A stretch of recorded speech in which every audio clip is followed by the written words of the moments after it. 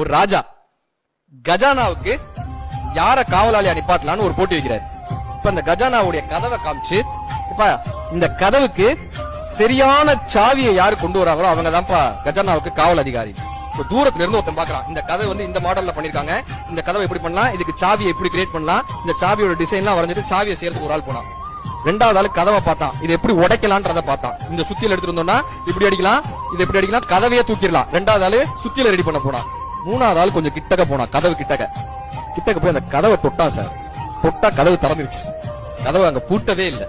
நம்ம என்ன பண்றோம்னா தூரமா நின்னு இதுக்கு என்ன சாவின்னு யோசிச்சுட்டு இருக்கோம், இந்த கதவை எப்படி உடைக்கிறதுன்னு யோசிக்கிறோம். யாருமே அருகில போய் தொடுறதுக்கு தயாராகவே இல்லை. தூரம் நின்று யோசித்தால் குட்டை கூட ஆழம்தான், நேரில் சென்று நேசித்தால் கடலும் நமது தோழன்தான். நமது முயற்சியை பண்ணி தான் பாப்போமே. சில இடங்கள்ல ஏன் தூரமா நின்று தயங்கியே நிக்கணும், இது நமக்கு ஒத்து வரும் ஒத்து வராதுன்னு ஏன் யோசிச்சுட்டே இருக்கணும், முயற்சி செஞ்சு பாப்போமே. அதை